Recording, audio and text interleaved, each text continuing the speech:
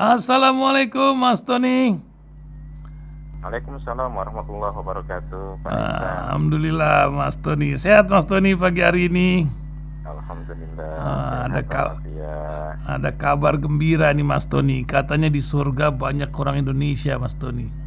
Nah, mudah-mudahan ya. Amin. Amin amin. Mas Tony, ini banyak berita yang memang luar biasa ya, warawiri pagi hari ini. Mungkin di antara berita-berita tersebut yang dapat kita angkat ini pagi ini, apa ya Mas Tony, Komnas HAM ini.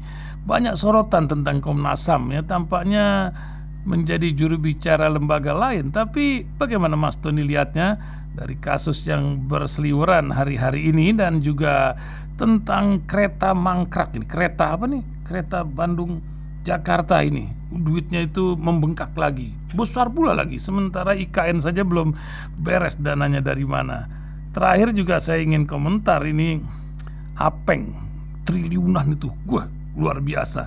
Sementara ACT ini miliaran ini sudah disita macam-macam semua, duitnya, mobilnya, semualah alkisah. Mungkin Mas Tony bisa kasih wawasan sebagai pemerhati bangsa ini dalam berbagai kejadian bangsa kita. Silakan Mas Tony.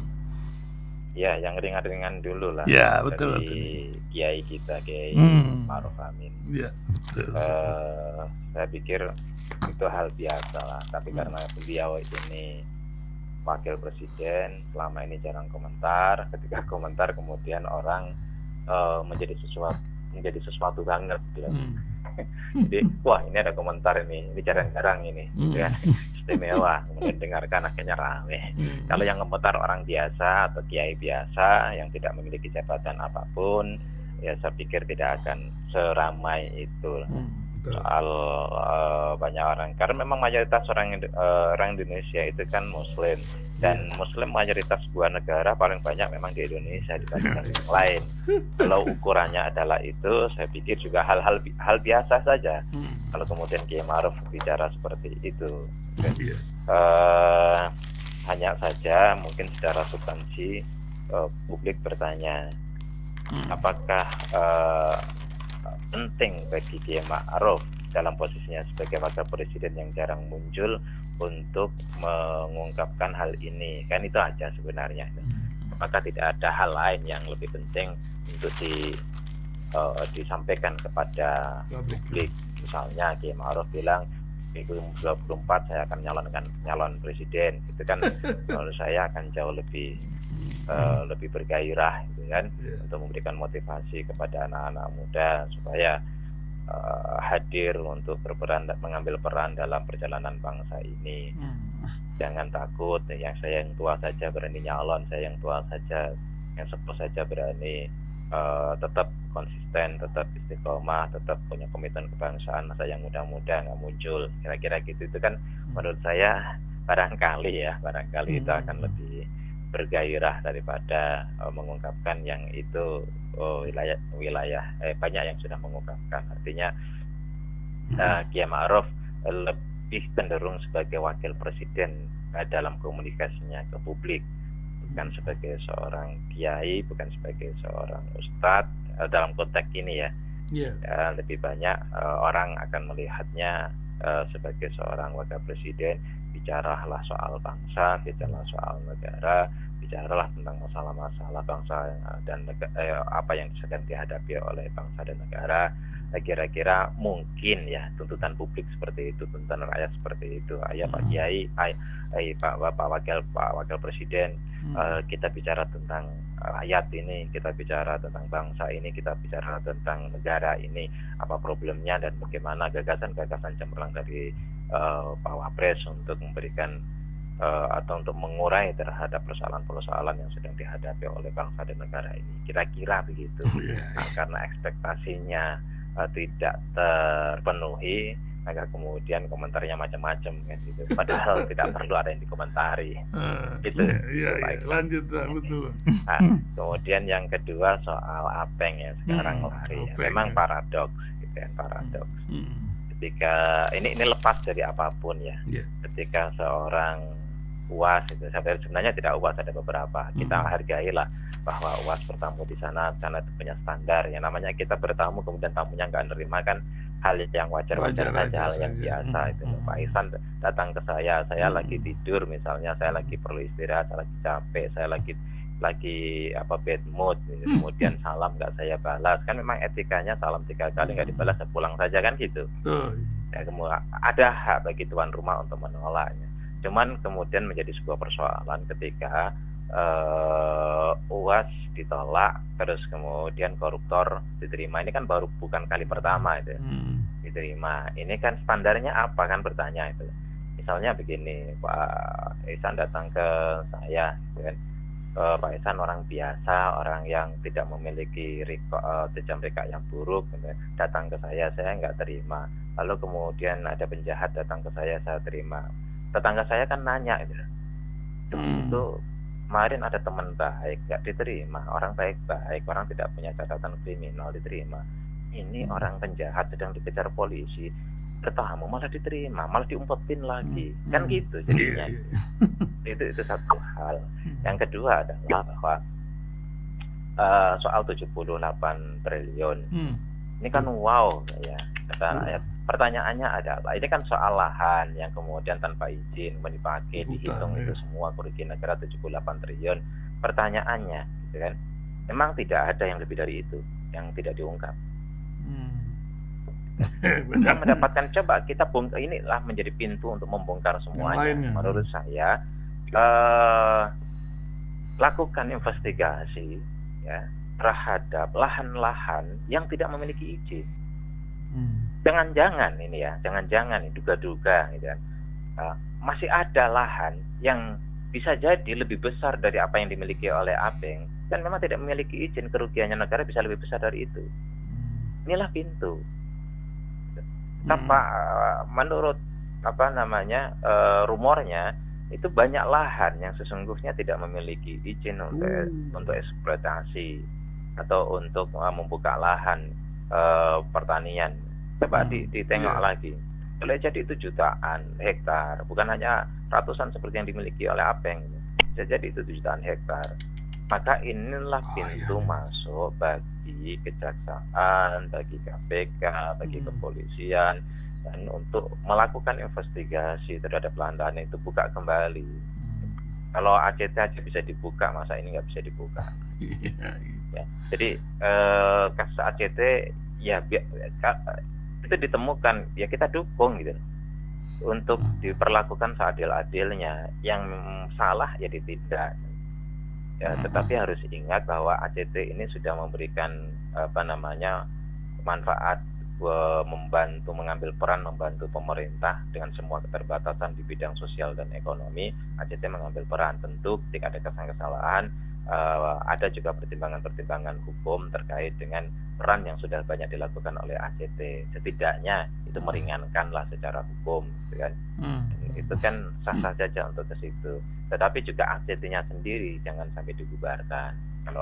Kalau oknumnya katakanlah ada 4 yang ditersangka, ya sudahlah, biarlah proses hukum kita percayakan kepada pihak kepolisian untuk terus-menerus menelusuri aliran dana kemana. Ya kita dukung, kita support gitu. Tetapi ACT-nya sendiri ya jangan jadikan korban. Ini rumah bagi umat, ini rumah bagi rakyat, ini rumah yang selama ini memberikan bantuan cukup besar kepada bangsa dan negara kita, terutama ketika ada bencana, terutama ketika ada masalah-masalah yang dimana tangan-tangan pemerintah itu sangat terbatas. ACT dan lembaga-lembaga semacam ACT hadir ikut memberikan bantuan, ini juga harus diberikan sebuah pertimbangan. Tapi kalau kita bicara tentang hukum, menurut saya ya harus ada memang ketegasan sekaligus ada keadilan. Tidak hanya tegas tapi nggak adil. Ada ketegasan dengan kasus Apeng ini menarik menurut saya. Kalau saya sih tidak yakin bahwa Apeng ini adalah yang terbesar. Belum. Media aja. Karena ini soal mengungkapkan saja. Apeng ketahuan, Apeng terungkap. Ada banyak yang harus diungkap. Boleh jadi ada pihak-pihak yang terlalu kuat untuk melindungi sesuatu yang bisa jadi lebih besar daripada apa yang ini dugaan-dugaan ya.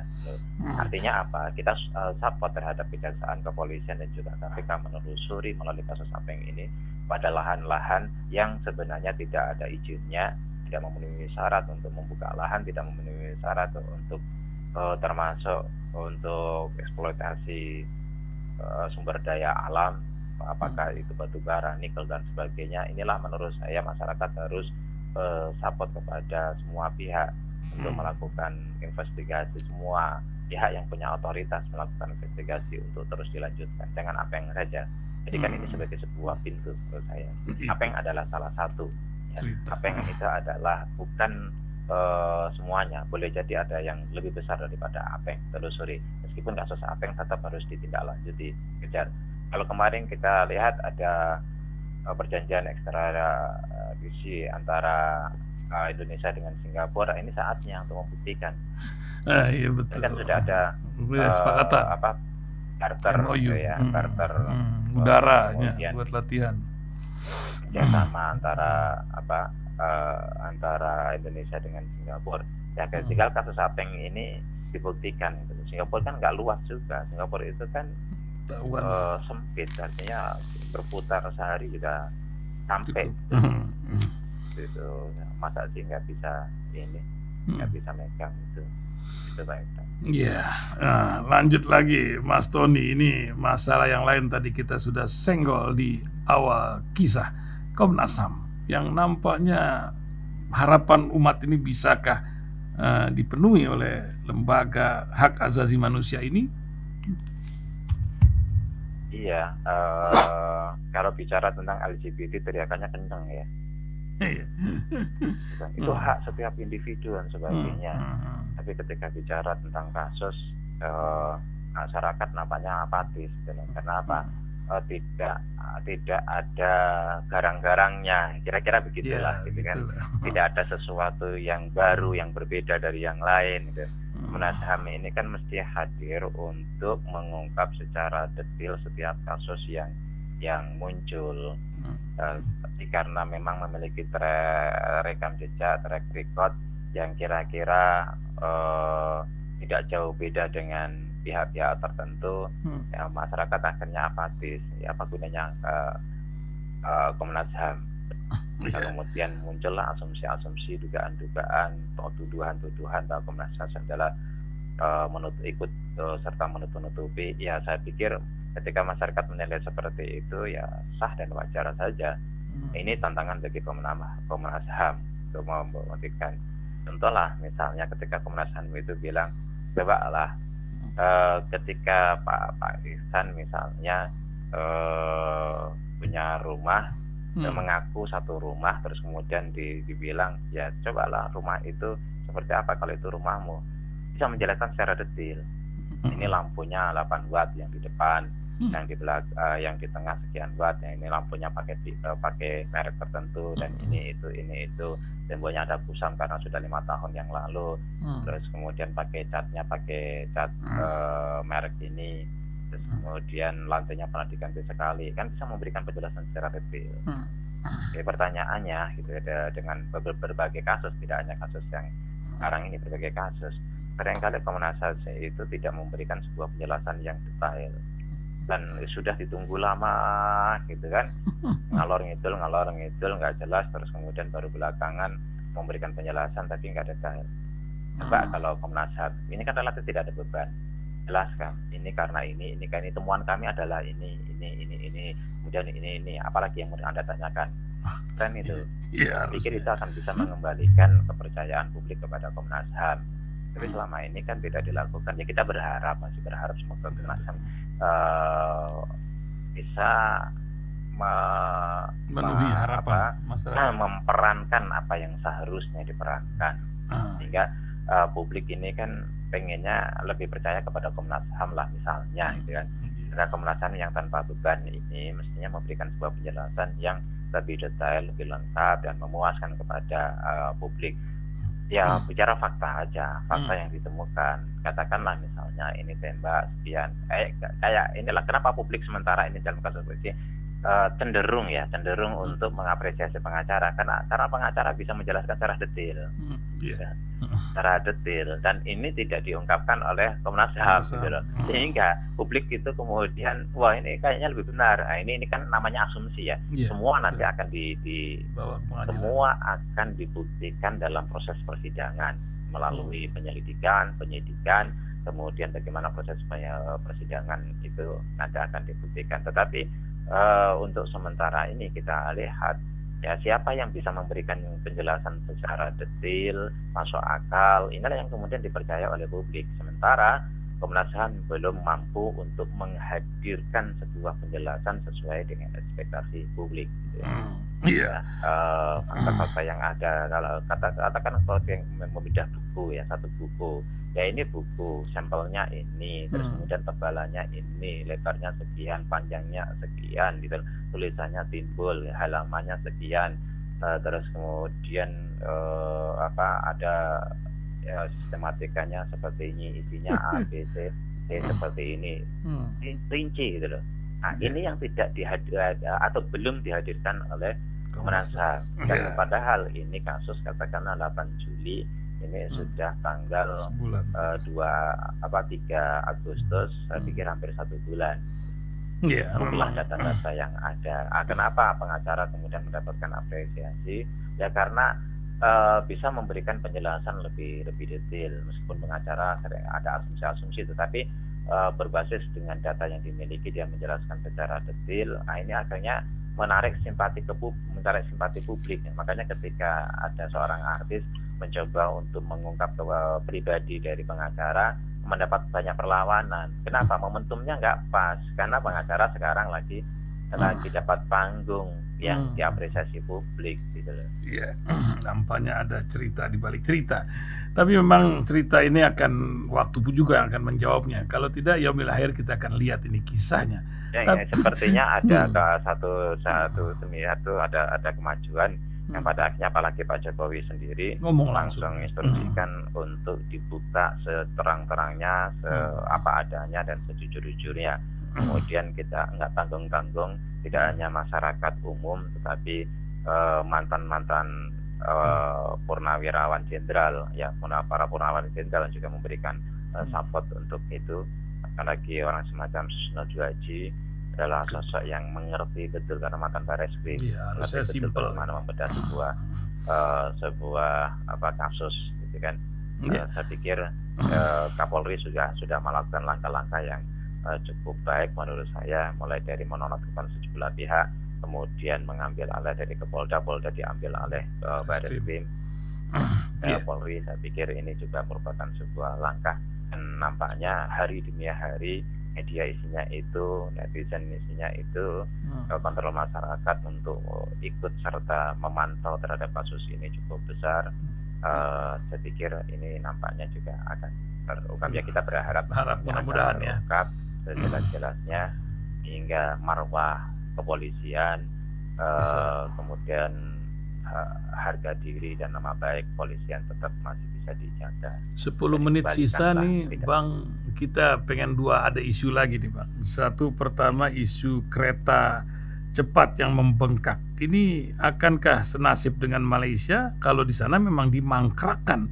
Nah di sini tuh akan terjadi macam gimana di tengah masa depan ekonomi yang jelas-jelas sudah disampaikan akan lebih sulit.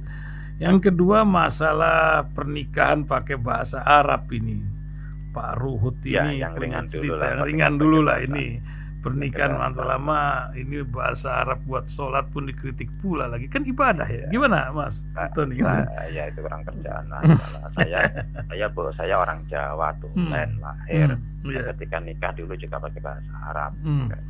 Gitu. Jadi rata-rata di kampung saya yang santri gitu ya, punya latar belakang santri, menikahnya juga pakai bahasa Arab. Saya kebetulan dari Sarang, teman-teman dari pesantren Sarang kalau nikah juga pakai bahasa Arab. Nikah yang pertama dan yang terakhir mudah-mudahan Bang ya. Iya, jadi menurut saya ya nggak perlu segitunya lah, gitu, nggak perlu segitunya lah. Ya mari, apalagi kalau sudah jadi elit politik, sudah jadi tokoh, sudah followersnya banyak. Saya pikir perlu membuat statement-statement yang bisa mendamaikan, bisa menyejukkan, bisa membuat masyarakat ini makin rukun, bukan memprovokasi, bukan menciptakan atau memicu terjadinya konflik. Saya pikir ini harus bijak lah, gitu loh, bijak. Ya nggak perlu banyak juga ditanggapi, masyarakat juga tahu, ya lu lagi gitu kan. Jadi ya nggak bisa ngomong lagi ya, kayak gitulah. Ya, tetapi bagi yang lain marilah bijak, gitu loh. Ya, negara ini butuh stabilitas politik, dan stabilitas politik perlu kita dukung bersama dengan cara membuat statement-statement yang mendamaikan, menyejukkan, tidak menimbulkan konflik di antara sesama. Gitu. Dan yang terakhir soal kereta cepat. Kereta cepat saya pikir memang ini bagian daripada musibah. 30% kenaikannya Indonesia itu melalui penyertaan modal dari sejumlah BUMN itu 60%, sementara BUMN Cina itu 40% lah. Ya kalau kemudian membengkak ya harus dibagi 60% Indonesia, 30%-nya 40%-nya dari tekanan di Cina. Jadi saya pikir ini sudah dimulai, harus selesai juga, gitu kan. Harus kita dukung, tetapi juga harus fair, harus sesuai. Ini yang tidak diantisipasi, pembengkakan semacam ini. Masa sih anggaran yang 114 triliun itu kok hal-hal yang begini nggak diantisipasi, gitu. Kebetulan saya punya kawan, dia jadi konsultan, dia akhirnya keluar. Ya sebenarnya kan ada 3 hal persyaratan untuk membangun seperti ini, ya diantaranya adalah bahan bakunya yang ada di Indonesia ya dari Indonesia, tidak perlu impor, gitu kan. Terus kemudian tenaga kerjanya yang bisa dilakukan di Indonesia, tenaga kerja yang ya untuk ekspor dari sana, oke. Sebagaimana ketika Indonesia mendapatkan pinjaman atau mendapatkan investor dari negara Eropa atau negara Amerika, kayak dari Jepang, jika ya investor dari sana, maka tenaga ekspornya dari sana. Tapi jangan kemudian ini bedanya Cina itu udah ya barang-barang impornya dari Cina, padahal di Indonesia cukup banyak itu kan. Dia menang banyak dia. Kemudian tenaga non ahli ya, tenaga kasarnya dari sana juga ya menang banyak dia. Harusnya dari Indonesia. Kemudian juga transfer teknologi, gitu loh. Ya ketika sudah ini bangun kereta cepat berikutnya ya Indonesia sendiri, tidak harus dari Cina, gitu kan, transfer teknologi. Nah, ini ketiganya tidak dari sana, ini masalahnya. Sudah ketika membengkak minta ini, minta ini mesti kalau memang pada akhirnya Indonesia yang meng-cover 30%, berarti kan formasi saham atau persentase saham kan berubah. Indonesia tidak 60% lagi, gitu. Ya boleh jadi Indonesia nanti menjadi 80% atau 80% misalnya. Mereka punya 20%, ya saya pikir fair. Cuman persoalannya Indonesia ini punya duit apa enggak? Kita nggak bicara lagi. Ini perlu apa enggak kereta cepat, itu diskusi sudah selesai lah. Pemerintah sudah mengambil sebuah keputusan untuk membuat ini, ya. Dulu diharapkan kalau kemudian seperti ini 27 tahun belum tentu bisa kembali modalnya. Tetapi kita berharap lah ini akan difungsikan kalau biayanya murah kayak Jakarta Bandung, gitu kan. Ya, jangan sampai ada ini ya, kalau ada terminal ada istilahnya itu stasiun ya, jangan sampai ada stasiun, satu-satunya stasiun di tengah itu di Meikarta, jangan sampai lah, gitu. Kira-kira seperti itu. Jangan sampai jadi kayak itu komodo. Jadi ini, gitu loh. Jadi soal harus diselesaikan karena itu ada luang negara yang harus dipertanggungjawabkan untuk selesai. Kalau memang itu Indonesia yang meng-cover semuanya, ya pertanyaan pertama, mampu tidak secara ekonomi untuk sekarang karena kehidupan makin sulit, anggaran juga cukup sulit. Kemudian yang kedua itu sahamnya mesti berubah, tidak 60-40, 80-20. Indonesia penyertaan modal BUMN Indonesia itu menjadi 80, sana menjadi problem yang paling serius adalah bahwa sejumlah BUMN itu sedang pilot, itu kan masalah, itu masalah. sedang kesulitan keuangan. Ya, kalau kalau itu ini bagaimana mungkin pemerintah mensubsidi melalui PT KAI yang ikut serta di dalamnya, misalnya seperti itu. Bisa jadi kan, bisa pakai BPKH, wah rame lagi nanti kalau pakai uang BPKH gitu. Ya memang luar biasa ini ya, maka tulisan Mas Tony ini ditunggu Mas Tony, karena pencerahan ini perlu dilakukan untuk masyarakat dalam sebuah tulisan yang akan terus melekat sampai yaumil akhir, lama itu akan nempel terus. Amin. Terima kasih Mas Tony pagi ini menemani pendengar 30 menit hampir kita bincang-bincang. Bangsa ini memang perlu terus mendapat perhatian, karena namanya kita cinta, mungkin perhatian itu akan lebih kita perhatikan. Nah, semoga radio ini terus memberikan pencerahan buat masyarakat. Amin. Sekali lagi terima kasih. Assalamualaikum warahmatullahi wabarakatuh.